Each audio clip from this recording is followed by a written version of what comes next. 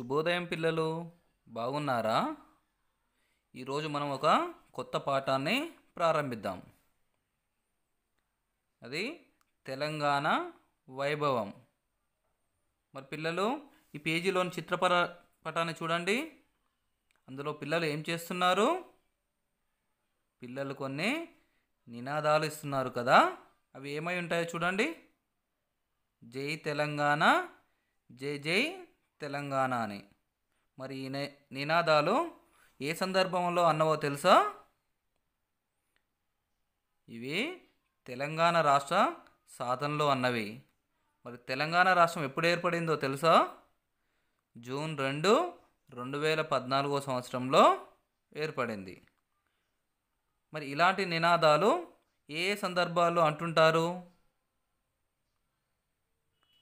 స్వాతంత్ర దినోత్సవ సందర్భంగా, గణతంత్ర దినోత్సవం, పర్యావరణ దినోత్సవం, బడిబాట లాంటి కార్యక్రమాలలో ఇలాంటి నినాదాలు అంటుంటారు కదా. మరి ఇప్పుడు మనం తెలంగాణ వైభవం పాఠంలోని ఉద్దేశాన్ని చదువుతాను, చూడండి. తెలంగాణ రాష్ట్రం ప్రకృతి వనరులకు, కవులకు, కళాకారులకు, త్యాగధనులకు, ఘనచరిత్రకు, చారిత్రక కట్టడాలకు నిలయమని తెలియజెప్పడమే పాఠం ఉద్దేశం. తెలంగాణకు సంబంధించిన కవులు, కట్టడాలకు సంబంధించిన కొన్ని చిత్రాలను ఇప్పుడు చూద్దాం.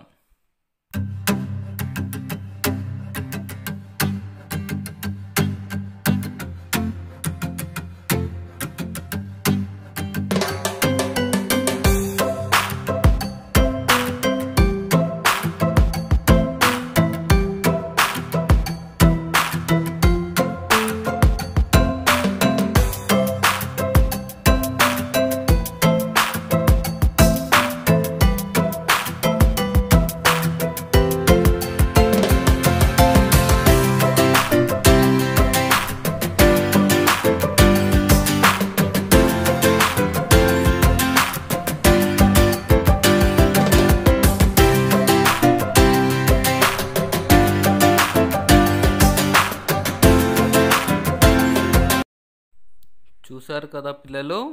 మరి తెలంగాణ వైభవం గేయ ప్రక్రియకు చెందింది. గేయ ప్రక్రియ అంటే పాడుకోవడానికి వీలుగా ఉండేది. దీంట్లో పల్లవి చరణాలు ఉంటాయి. మరి గేయాన్ని పాడుతాను, చూడండి. తీయ తేనియ సోనన తెలంగాణ, వీర చరితల కోనన తెలంగాణ, తరగలై గోదారి తల స్నానమయ్యింది, నురగలై కృష్ణమ్మ నీ కాళ్ళు కడిగింది, తల్లిని కడుపులో తరగనన్ని గనులు, సింగరేని సిరులు నల్ల బంగారు పొరలు. తీయ తేనియ సోనన తెలంగాణ, వీర చరితల కోనన తెలంగాణ, పోతన్న కైతలో పొంగి పొరలిన భక్తి, రుద్రమ్మ చాటింది నీ పరాక్రమ శక్తి, పాల్కురికి కవనాన దేశి పదముల బాట, పలుకే బంగారము రామదాసుని పాట. తీయ తేనియ సోనన తెలంగాణ, వీర చరితల కోనన తెలంగాణ. తీయ తేనియ సోనన తెలంగాణ, వీర చరితల కోనన తెలంగాణ. తేని అంటే తేనె. తేనె ఎంత తీయగా మధురంగా ఉంటుందో అలాంటిదే మన తెలంగాణ. సోన అంటే సన్నని వాన. మరి సన్నని వాన పడుతుంటే ప్రకృతి ఎంత అందంగా ఉంటుందో అలాంటిదే మన తెలంగాణ. వీర చరితల కోన నా తెలంగాణ. మరి ఎంతోమంది వీరుల చరిత్ర కలిగినది మన తెలంగాణ. తరగలై గోదారి తల స్నానమయ్యింది, నురగలై కృష్ణమ్మ నీ కాళ్ళు కడిగింది, తల్లిని కడుపులో తరగనన్ని గనులు, సింగరేని సిరులు నల్ల బంగారు పొరలు. మరి తెలంగాణ రాష్ట్ర పైభాగాన గోదావరి నది ఉంది కదా. మరి అది తలస్నానం చేయిస్తుందా అనే విధంగా మనకు సాగునీరు, త్రాగునీరు అందిస్తుంది. మరి గోదావరి నది అనేక పాయలుగా ఏర్పడి తెలంగాణ రాష్ట్రంలో ప్రవహిస్తుంది.